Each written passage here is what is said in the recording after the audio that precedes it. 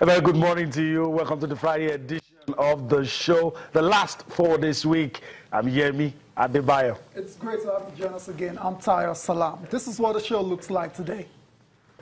We're definitely going to kick off in Benin City, where it's going to be the final of the Nigerian Women's Professional Football League Super 4 between Nasarawa Amazons and Delta Queens. All right, still talking football on the domestic scene.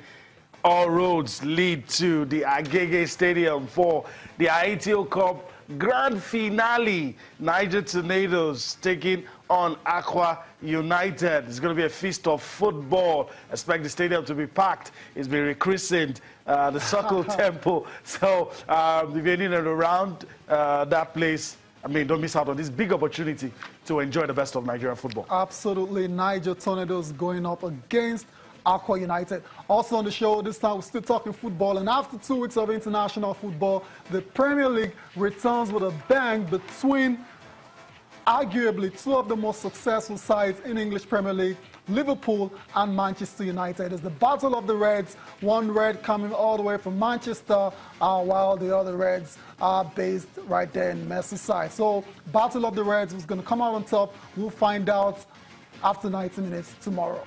Yeah, we'll see.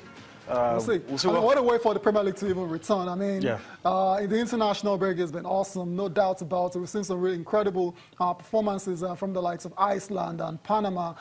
But the Premier League, I mean, come on, it's so popular in this part of the world, and a lot of people have missed it. And to return with such a big fixture, I think it's just awesome. Any day, anytime. I mean, this is the kind of fixture you want to see.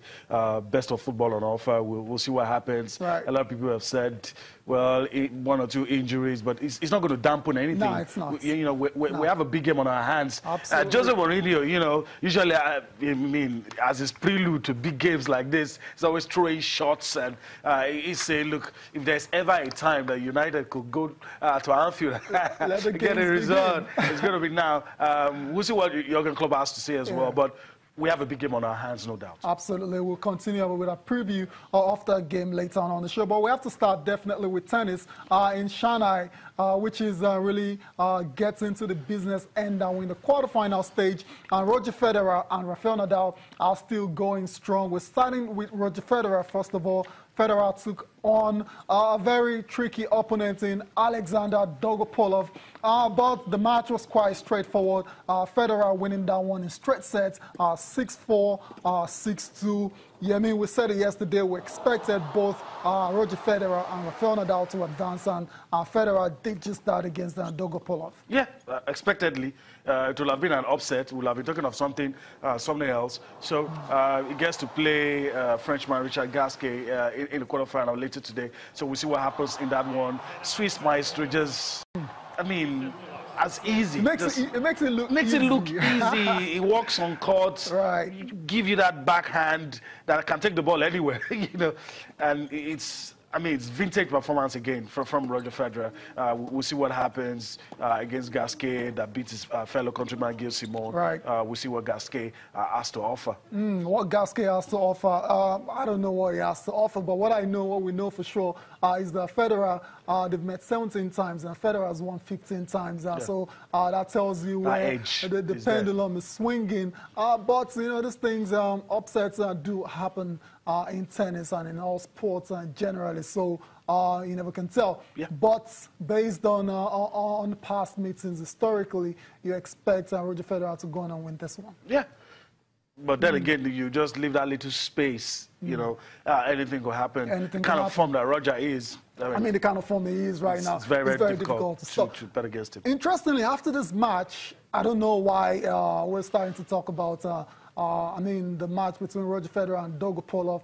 He was asked, what's going to happen when he retires? What's going to happen when Rafael Nadal retires? I mean, how confident is he? Is there going to be a void? It was going to be a good answer. People are worried, really. Why? I don't know why, but they're worried. Are we going to have such great tennis players? People, maybe because Novak is injured, people forget that we still have Novak somewhere. Still have Andy Murray as well. Those guys still have a lot of years in them. But definitely, most people feel there's going to be a void. Okay. Roger Federer doesn't think there's going to be a void. Let's listen to him. Our fans, hopefully will still follow tennis, or it's going to be different for them, or unfortunately they'll leave tennis. But the new generation is going to bring in new fans, and the wheel keeps turning. There is all the Masters 1000s every year, all the 250s, 500s that keep moving on. Same as the Slams and the World Tour finals, and it's going to create new players, new legends, new Hall of Famers, and it's always going to be fine, in my opinion. As long as we respect the legacy that the players have left behind, that we remember who have paved the way for us, and if we do it with class, because I think our sport's very classy, and I hope that's always going to remain this way. So we'll be fine there, but sure, it's going to be a change and an adjustment to be made, because the chances are that we're going to retire, somewhat around the same 5-year period. So it's going to be different after, that's for sure.